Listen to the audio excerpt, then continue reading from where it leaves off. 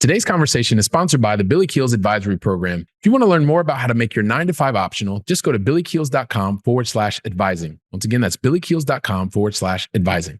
You're listening to the Going Long podcast, the #1 podcast for the strategies, tactics, and actions high wage earners need for living an intentionally designed life of wealth and resilience. Welcome to the Going Long podcast. We're back once again to continue to help to educate you so you feel much more comfortable as well as confident in building the wealthy and resilient lifestyle that you're looking to lead and being able to do that much faster. I'm your host, Billy Keels, and I am super excited to welcome you back to another one of our brief solo episodes. And you know what? I just want to start out by saying thank you so much to each and every one of you that continue to download the podcast, share it with your family, share it with your friends, talk about it, put it into action because you help to keep the podcast in the top 1.5% of podcasts globally.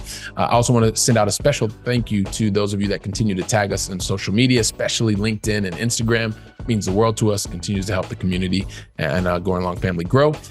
And if you want to check out more than the 420 episodes, anyone specifically, you can just go search for it. All you need to do is go to billykeels.com/podcast. Once again, that's billykeels.com/podcast.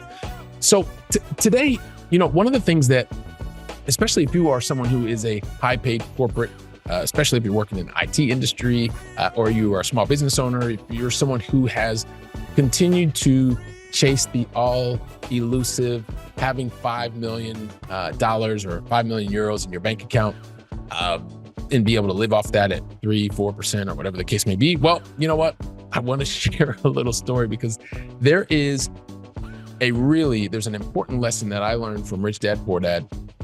If you don't know about the book, check it out. You can Google it, find out about the author of the book. But most importantly, this book is filled with lessons around investing. A lot of people associate it with real estate and things like that, but really it's a study in a mindset and also a lot about debt and how to effectively use debt. But here's the thing: I was, I grew up as a lower middle class kid, and I've talked about this before. And one of the things, one of the goals, the dreams that I had was, being able to invest and have mutual funds in my portfolio, and eventually get to a 401k and continue to save and get to retirement and feel fulfilled. And, starting early on in my 20s and being able to do that all the way until I was 65. And now I guess it's 69 so it's going to be in the 70s soon. But the whole thing was I was programmed to think that I was looking to build a stack of cash and to get to millions of dollars. And I wanted to be prepared for my retirement. That was the whole thing. I wanted to be absolutely prepared for retirement. And more importantly, as I started getting older, I was like, I don't want to go back to that lifestyle that I watched my parents live, which was working 2 jobs to make ends meet. That was a big fear for me. So to be able to get to a point in my life where I was like, I'm never going back to that type of mindset, really, because I realize now it was a mindset. I didn't realize that at the time. But what I started realizing was between the paychecks that I was getting early in my career and getting to $4 million or $5 million in my bank account, it was going to be how was I going to get to that? But I didn't know any other way. So what did I do? I just kept doing it and doing it and doing it. And as I had these proofs of concept or POCs that I talk about a lot, because I was in the enterprise software space, I started seeing that there were people that were, had their gray hair and I've got my gray hair now, by the way, but they had their gray hair and they had been working in these corporate jobs or they own their own businesses. And I started realizing wow, these people look pretty much financially secure, financially set. And I realized that I could continue to go down that path and work a lot harder. And then probably around 2008, 2009, I had this boss in Barcelona who was telling me about real estate that he was purchasing. He lived in Barcelona, but the real estate was over in Scotland. And I was like, well, how in the world is that even possible? And so then that turned my mind onto something that was outside of 401ks, your pension or your mutual funds. It was real stuff, like houses. I didn't even think you could own a house in terms of being able to rent it. It just was my mindset at the time. So after understanding that this was possible because he was doing it, I then started looking up more information. I went online and I was looking up, I started listening to podcasts. I started watching YouTube videos, and I came across this book that I had picked up before and then put down called Rich Dad Poor Dad. And it talks about a lot of different things. It talks about, the rich don't work for money and all this stuff.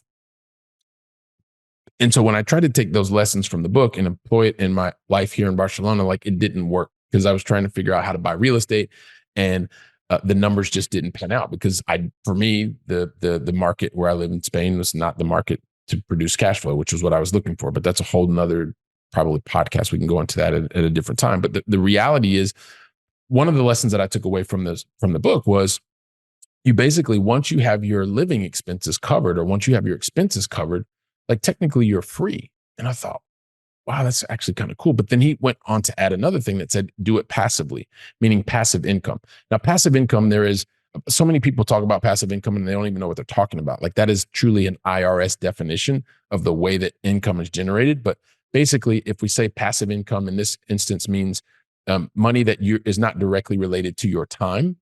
So and I'll just use an example. Like, let's say that your household, you're married, you've got a couple kids in your household, depending on where you live. Like, I'm going to use a Midwest kind of thing.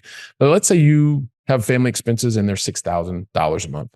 Well, as soon as you have $6,000 a month covered in terms of being able to you're not actually just going to work, but you're investing in other things. You may be investing in real estate. You may be investing in, online businesses. You may have a business that you have placed capital in and you are not actively working in that business and it's kicking off cash. The thing is, you don't need to get to millions. That's the whole fallacy. Is like, I thought early on in my career that I needed to get to millions of dollars in my bank account. And I started realizing like that was going to take me forever. It was so much easier to think about, okay, well, what are my expenses? My expenses for me, my family, let's say it's $6,000 a month. Okay, well, let me invest in an online business, or maybe I'll build an online business. Once that's up and running, it generates $2,000-$3,000 a month. And then I'm investing in a couple of different real estate deals. Those are kicking off $3,000. Well, guess what? Technically, all of your expenses are covered because you've reached that $6,000 just through 3 or 4 investments. Now, I'm overly simplifying it, but the idea is it became much more attainable to me. And I realized, oh my gosh, I don't have to work forever to get to these 4 million, because it was going to take forever to get to like $4 or $5 million in my bank account. And what I also realized is by taking it in small bite-sized chunks, like just to focus on what are my expenses and how can I invest in things that will cover those expenses, it just completely changed my mindset. And I started to realize like, oh my gosh, my basic needs are covered. So now anything and everything I do after this, I can employ my time. I can invest my time the way that I want to because my basic needs are covered. And it was a game changer.